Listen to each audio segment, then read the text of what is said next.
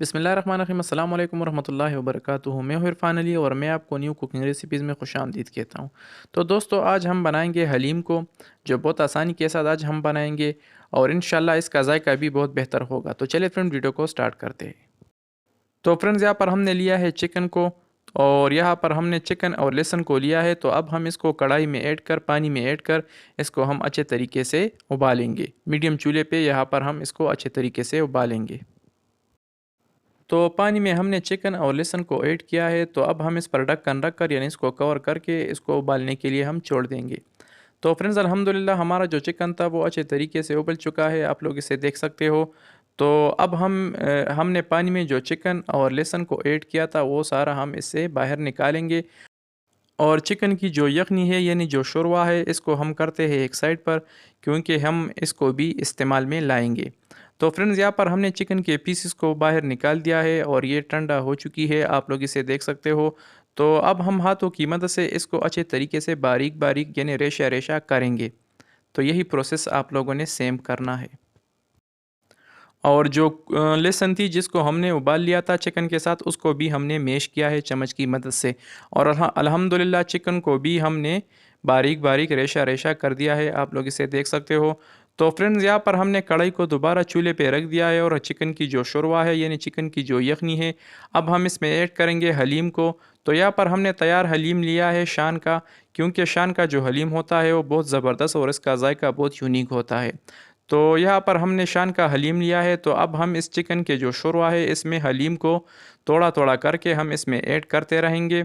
लेकिन उससे पहले हम यहाँ पर हस्ब ज़रूरत नमक भी इसमें शामिल करेंगे और नमक को अच्छे तरीके से शोरवे में मिक्स करने के बाद अब हम हलीम को थोड़ा थोड़ा करके इसमें शामिल करते रहेंगे और इसमें चम्मच चलाते रहेंगे ताकि ये अच्छे तरीके से गाढ़ा हो जाए। और फ्रेंड्स चिकन का जो शोरवा है ये अच्छे तरीके से गर्म है। ठंडी यखनी यानी ठंडे शोरवे में आप लोगों ने हलीम को बिल्कुल भी ऐड नहीं करना है। पहले इसको आप लोगों ने अच्छे तरीके से गर्म करना है, उबालना है। फिर उसके बाद आप लोगों ने इसमें हलीम थोड़ा थोड़ा करके शामिल करते रहना है और इसमें चम्मच चलाते रहना है ताकि इसमें गुटिया वगैरह ना बन जाए। और इसमें हम तब तक चम्मच चलाते रहेंगे जब तक ये अच्छे तरीके से गाढ़ा ना हो जाए। तो फ्रेंड्स अल्हम्दुलिल्लाह आप लोग इसे देख सकते हो, ये गाढ़ा होना शुरू हो चुकी है। तो अब इसमें थोड़ा सा टाइम बाकी है लेकिन हम इसमें मज़ीद चम्मच चलाते रहेंगे ताकि ये बेहतर तरीके से पक जाए और तैयार हो जाए। तो फ्रेंड्स अल्हम्दुलिल्लाह हमारी जो हलीम थी वो तकरीबन 80% गाढ़ा हो चुकी है, आप लोग इसे देख सकते हो। तो इस दौरान अब हम इसमें शामिल करेंगे चिकन और लहसुन को, जिसको पहले हमने चिकन को अच्छे तरीके से रेशा रेशा कर दिया था। तो वो सारा चिकन के गोश्त और लहसुन को हम इसमें शामिल करेंगे और इसको हम दोबारा अच्छे तरीके से मिक्स करेंगे और मज़ीद तकरीबन 3 से 4 मिनट तक हम इसको पकाएंगे ताकि हमारी जो चिकन का जो गोश्त है ये हलीम में अच्छे तरीके से मिक्स हो जाए और ये अच्छे तरीके से तैयार हो जाए। तो यही प्रोसेस आप लोगों ने सेम करना है। तो चिकन के गोश्त और लहसुन को हमने हलीम में मिक्स किया है और इसको हमने अच्छे तरीके से चम्मच की मदद से मिक्स किया है। तो अब हम इसका जो अगला स्टेप है यानी जो इसका जो अगला प्रोसेस है तो अब हम वो स्टार्ट करते हैं। तो फ्रेंड्स यहाँ पर हमने फ़ैन को चूल्हे पे रख दिया है और हमारी जो घी है ये अच्छे तरीके से गर्म हो चुकी है। तो घी में अब हम शामिल करेंगे प्याज को, बारीक कटा हुआ प्याज हम यहाँ पर इसमें शामिल करेंगे और प्याज़ों को हम अच्छे तरीके से फ्राई करेंगे। तब तक फ्राई करेंगे जब तक इसका जो कलर है वो मुकम्मल चेंज ना हो जाए। तो अल्हम्दुलिल्लाह हमारे प्याज़ों का जो कलर था वो मुकम्मल चेंज हो चुका है, आप लोग इसे देख सकते हो। तो अब हम सारे प्याज़ों को इस घी से बाहर निकालेंगे और इस गरम घी में हम शामिल करेंगे हलीम के डब्बे में जो मसाला होता है, हलीम का अपना मसाला होता है, मिक्स मसाला होता है। वो सारा मसाला हम इस घी में ऐड करेंगे और इसको तकरीबन 1 मिनट तक इस घी में हम फ्राई करेंगे, क्योंकि हमारी जो घी है वो ऑलरेडी गर्म है। तो 1 मिनट से ज़्यादा आप लोगों ने इसको बिल्कुल भी फ्राई नहीं करना है, क्योंकि फिर मसाला जल जाता है। तो 1 मिनट तक हम मसाले को घी में अच्छे तरीके से फ्राई करेंगे और फिर 1 मिनट के बाद हम चूल्हा बंद करेंगे।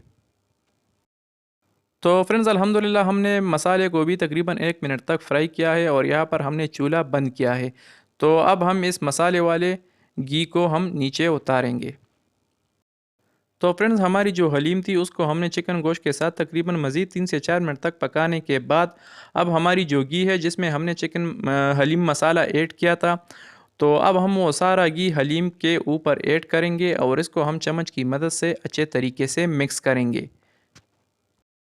तो अल्हम्दुलिल्लाह हमने मसाले वाले सारे घी को हलीम के ऊपर ऐड किया है। तो अब हम चम्मच की मदद से इसको अच्छे तरीके से मिक्स करेंगे। तो आप दोस्तों को लगेगा कि घी इसमें ज़्यादा है, लेकिन घी इसमें बिल्कुल भी ज़्यादा नहीं है, क्योंकि जब जितना हम इसको अच्छे तरीके से मिक्स करेंगे उतना ही ये घी जो है ये हलीम जज़ब करेगा। तो फ्रेंड्स अल्हम्दुलिल्लाह 1 से 2 मिनट तक हमने घी को हलीम में अच्छे तरीके से मिक्स करने के बाद अब आप लोग देख सकते हो कि जो घी था वो हलीम ने अच्छे तरीके से जज़ब किया है। तो अब हम इसको डिश आउट करेंगे, यानी इसको बाहर निकालेंगे। तो फ्रेंड्स अब हम हलीम के ऊपर जिस प्याज को हमने पहले फ्राई किया था वो प्याज भी हम हलीम के ऊपर ऐड करेंगे, और कुछ हरी मिर्चें और अदरक, कटे हुए बारीक अदरक भी हम इसके ऊपर ऐड करेंगे। तो दोस्तों कैसी लगी हमारी आज की आसान सी रेसिपी। उम्मीद करता हूँ कि आप दोस्तों ने हमेशा की तरह हमारी आज की आसान सी रेसिपी भी काफ़ी पसंद की होगी। अगर वीडियो पसंद आई है तो वीडियो को भी लाइक करें और शेयर करें, और चैनल को तो ज़रूर सब्सक्राइब करें, और फ्रेंड्स हमारे फेसबुक पेज को भी ज़रूर लाइक और फॉलो करें।